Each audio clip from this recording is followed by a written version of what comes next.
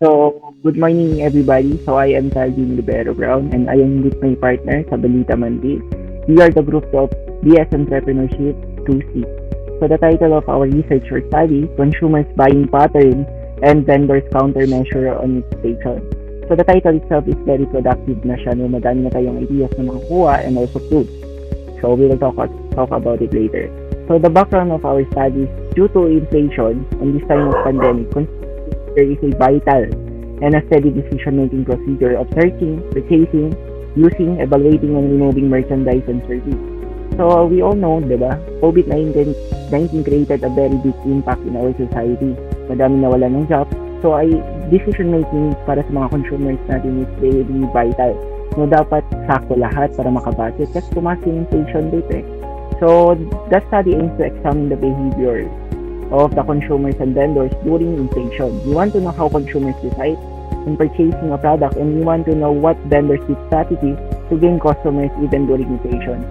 Of course, we want to know if ano ba yung mga possible na behaviors ng mga consumers in order para makabudget sila, no? And also, the same with the vendors. Paano sila nakasurvive? No? Paano sila nakaka-gain ng income, no? Even mataas yung inflation rate, even in times of pandemic. Papasok na po tayo sa objectives. Our first objective is to determine the consumer's buying pattern and vendors countermeasure inflation. Of course, diba, we really want to determine if ano yung mga behaviors ng mga consumers natin, vice versa with our vendors. Kasi vendors, parang buhay lang ito eh. Parang you have to know the layout of your enemy para malaman mo kung paano ka mananalo. The same with the vendors. You have to know the behaviors of your consumers in order to maka-adjust ka. Always one step ahead sa kanila. The second is papasok na tayo sa category ng behaviors ng mga consumers. To know the behaviors of consumers during inflation in terms of outsourcing of cheaper price, prioritizing essential over non-essential goods, reduction of volume purchases, diversion of purchases goods. Those are the possible behaviors na pipiliin ng mga consumers natin. But i-explain ko ito one by one mamaya. The third is to know the behavior of vendors during inflation in terms of competitive pricing, apply for credit scheme, assortment to fast-selling basic goods, and marketing response. Lahat ito magaganda pero hindi natin alam kung alin ba talaga dito ang ginagamit nila para makagain ng income yung mga vendors natin. The fourth is to know if there is a significant difference behavior of consumers and vendors during inflation. Ito i-explain ko ng partner ko mamaya. If there is a difference ba? If tama ba yung mga significance? If it's not significance ba? The fifth is gender, age, monthly income, and daily gross income. Ito, kailangan talaga namin i-study na mabuti because it will create a very big impact sa studies namin. If magkano ba? If ilan ba? No? Papasok na tayo sa framework. Gaya ng promise ko kanina, i-explain ko one by one. Behaviors of consumers during inflation. Ito yung mga possible na behaviors nila para kung paano sila nakaka-budget yung consumers natin. Reduction of volume purchases. Minimize ba nila yung mga yung purchases nila? No, mas mababa na sa original na binibili nila dati na hindi pa tumataas yung inflation rate. No, second is outsourcing of cheaper price. No, parang wala sila paki-if hindi good yung quality as long as mababa yung presyo, bibilisin nila no, kasi kailangan na kaagad. The third is prioritizing essential over non-essential goods. Kung ganito si mama, ganito taling wais na nanay ko. No, parang mas pinipili niya yung needs kaysa sa wants. No, parang mas pinipili niya yung essential kaysa sa non-essential. The fourth is diversion of purchases goods. Sa brand, sa quality ng brand, as long as magaling quality, gusto nila yung brand, bibili nila. Kasi makakabudget ka na din kasi hindi ka nabibili kasi tatagal na siya. Nung hindi ka nabibili agad, makakabudget ka. Papasok na tayo sa behaviors of vendors during inflation. Ito yung possible strategy nila na nung nakaka-gain sila, nakaka-survive sila during inflation. No? First is competitive pricing, pababa ng presyo. It doesn't matter if pakaunti-unti, as long as hindi sila nababangkap, no? Maiuwi sila sa kanilang mga pamilya. The second is apply for credit scheme. It doesn't matter if loyal or not yung customer kasi at the moment magpapautang ka, no, magiging loyal sila sa'yo. Very good strategy din ito. Assortment through fast-selling basic goods. Ito yung mas pinipili mo kung ano lang yung mas mabenta. No, hindi mo nabibilhin yung mga hindi mabenta. Very good din to kasi if bibili ka ng hindi mabenta, So parang wala. So gagamitin mo na lang yung pera para dagdagan yung pieces ng mga mabenta na goods. So the fourth is marketing response. Gagawa ka ba ng advertising ng mga pakulo? I think parang sinasabi nila na wala na nga pera, magpapakulo ka pa or something na magpapa-advertise ka pa. But you have to take the risk in order para makahanap ka ng good opportunity. So yun. So population and something, consumers buying pattern, female 58, male 15. So sa vendors countermeasure inflation, female 35, male 17. So yung technique na ginamit po namin dito is convenience sampling. So these respondents came from different barangays po. So instruments. In conducting this study, the researchers utilized tools to gather data from the vendors and consumers with 8 categories and 28 statements. So first is consumers and vendors preferences. So very good din to na tools in order para makagather tayo ng data or information. So ano ba yung mas pina-prioritize nila over others? Ano ba yung mas importante para sa kanila over the others? Second is social media, the easiest way at very mabisa na para pagkunan ng mga tools or information. The third is additional information, ito yung mga alam natin or based sa mga experience natin. So the last is collection of data. The researchers ethically asked the permission from the respondents to answer the survey. All responses were given a consent through personal messages online and agreed to take the part of this study and before conducting the survey. The participants were given a clear instruction of what the study is all about and were allowed to ask questions for clarification. The survey questions are administered through Google Form. I think parang instruction namin sa mga respondents. So data analysis, data gathered were analyzed through frequency and percentage in determining the significant difference of responses based on the respondent's profile.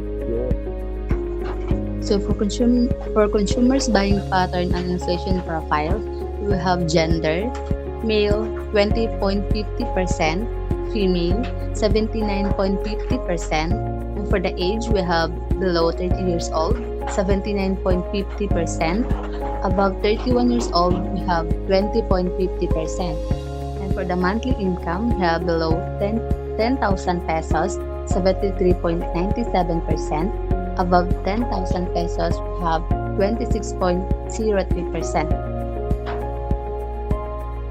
So for the result and discussion of consumers buying pattern and inflations, the first table is for the reductions of volume purchases. The table shows that 2 got high remarks on the statement while other one is moderate. This means that the consumers will buy based on the situation where they can reduce the expenses. Second table is for outsourcing of cheaper price. The responses exposed high remarks on the 3 statement while other one is moderate, which means that the consumers are considering any possible ways in able to budget and save more money. For the third table is for prioritizing essential over non-essential goods. In this table, 2 got high remarks on the statement and 1 got very high remarks, which means that the consumers prioritize the foods they consume in their daily lives over anything else. The fourth table is for diversion of purchases goods. This table shows that 2 responses indicate high remarks on the 2 statements, 1 low and 1 moderate. This means consumers are choosing products based on affordability and practicality and not by the quality of the product. So for the vendors countermeasure on inflation's profile, so gender we have male 32.70%, female we have 67.30%. For the age we have below 30 years old 61.50%, above 31 years old we have 28.50%, and for the daily gross income we have below 500 pesos 44.20%, above 500 pesos we have 55.80%. So for the result and discussion of vendors countermeasure and inflations, the first table is for the competitive pricing. So as you can see in the tables, the responses indicate high remarks in all states of behavior of vendors, which means that these 3 statements or behavior of vendors are usually common when inflation strikes. Second table is for applied credit chain. The participants answer the high remarks on the as a vendor to maintain a good relationship with loyal customers. I am willing to offer them a credit chain, while the 2 statements get moderate remarks, which means that these 2 moderate remarks get reasonable response coming from the participant.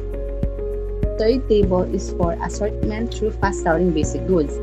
Two from the statements get high remarks. This means that these were the vendor's actions when inflation struck in the market. For the fourth table, we have for marketing response, only one get high remarks on the statement. This means that this kind of behavior of vendors is usually you can see when selling their products during inflation because family and friends are one of the best support in our business. So for the consumers' demographic responses of significant difference, the first table is for gender status. So let's go for gender. Under the demographic profile of gender, we have male and female. The participants have different responses in terms of reductions of volume purchases, outsourcing of cheaper price, prioritizing essential over non-essential goods, and diversion of purchases goods, which means that we have to analyze deeper on which gender will give an emphasis in terms of categories of consumer. Second table is next category is age.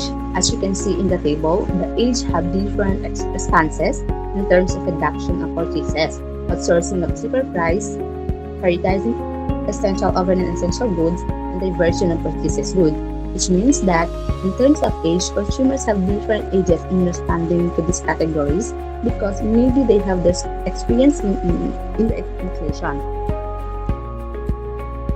For the next category is monthly income. The same to this monthly income, the respondents have different answers in terms of reduction of volume purchases, outsourcing of cheaper price, prioritizing essential over non-essential goods, and diversion of purchases goods, which means that consumers have different monthly income in terms of answering the categories, and we cannot identify in which monthly income are given prioritized to these categories. So for the vendors' demographic responses, significant differences, the first table is for gender status. So for the gender, we have female and male. The gender have different responses in terms of competitive pricing, applied credit chains, assortment through fast-selling basic goods, and marketing response, which means we have to analyze on which gender is given to prioritize in terms of these categories of vendors. Second table is for category of age. The response have different age in participating in terms of competitive pricing, applied credit chain, assortment through fast-selling basic goods, and marketing response. So vendors have different age and how they behave to these categories during inflation. Next category is for the daily gross income. The responses have different income in terms of answering the categories of competitive pricing, applied credit chain, assortment through fast-selling basic goods, and marketing response. So vendors have different daily gross income in terms of these categories, maybe above 10,000 pesos or below 10,000 pesos. So for the recommendation, first we have orienting consumers and vendors about inflation. Building an organization whose primary goal is to educate consumers on how to properly budget their money, especially when in times of inflation, and vendors on how to gain consumer without low profit. This organization will allow free group orientation once a week and orient and help in widening consumers' mind before purchasing. Second is educate merchants on selling strategies and help them learn new skills, assisting vendors in learning, adding and considering new talents that they can use when trading in response to inflation to grab customers' attention and make them feel content after purchasing the product. This will also teach them the unique techniques that will make them unique and different from the competitors. Third is make a seminar and workshop. Train the consumers and vendors literally to act according to the crisis of inflation. Make an actual scenario or demo them during the seminar to probably experience the real inflations to be well prepared and knowledgeable about what to do when emergencies strike. So that's the end of our presentation. Once again, I am Chabelita Mandril and I'm with Calvin Brown. Thank you and good morning.